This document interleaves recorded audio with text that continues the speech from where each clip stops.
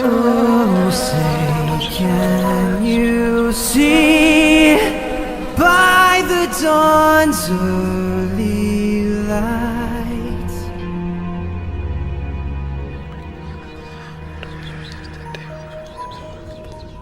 How's it going, everybody? Welcome to my American Horror Story Cult After Show. It's that time again, everyone's favorite part of every season of American Horror Story ever. It is the episode that takes place entirely in a flashback so that we, the viewers, get filled in on the stuff that they didn't fill us in on yet. For instance, we get to learn just how long Kai has been manipulating people into his cult. As it turns out, one of the first people he manipulated, as far as we know anyway, is Harrison. We learn that Harrison used to work at a gym. He was a trainer, and that is how he met Kai.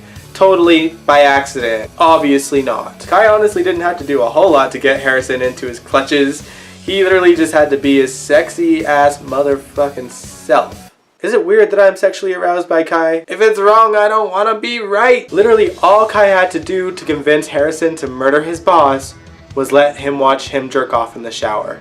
That's all. Harrison saw Kai's dick and he was like, done! To be fair, Harrison was also on his last leg. His wife kept a really big secret from him, that being that they were getting kicked out of their house. I guess that's one of the reasons why he may have wanted to kill her in the first place. We still haven't learned if he actually killed her. It seems like it's going that way, but you never know with this show. Meadow actually caught the two of them trying to dispose of the body, and thus the clown trio was born. Which reminds me, Emma Roberts was back. And then she was gone. Surprise, bitch, you're dead. She was actually killed by that trio of clowns as a favor to Beverly, a rival reporter of Emma's character. I think her name was Serena. Basically, Serena was sleeping her way to the top. She was sleeping with her and Beverly's boss. So Beverly was getting the shit end of the deal. Kai was watching Beverly very carefully. He was watching her viral videos of her having a meltdown on the air. Now, Beverly was not so easily coerced by Kai. She did not believe in him as he wanted her to. So as a sign of good faith, he killed her. And then she bowed down to his wishes. But you know what? That wasn't the biggest revelation of this episode. It turns out, listen to this one, Ivy has met Winter before. Long before she hired her as a nanny, okay? Winter actually met Ivy at a rally where Ivy was actually sexually harassed and defended her and got revenge on the guy that sexually harassed her. So yes, Ivy, as I predicted, is most definitely on the dark side, just not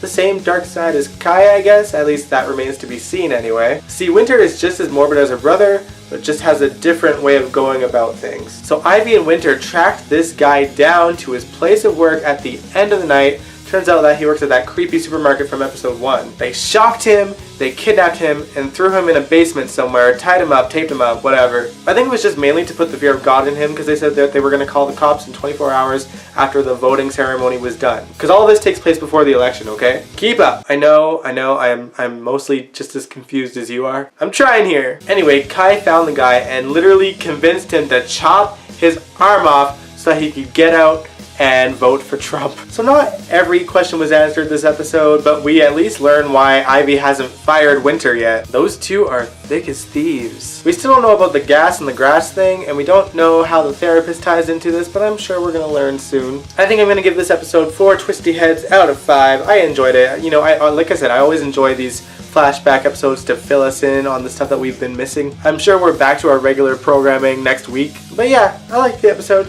I can't say more than that. If you like this video, give it a big old thumbs up, and you can subscribe if you want to.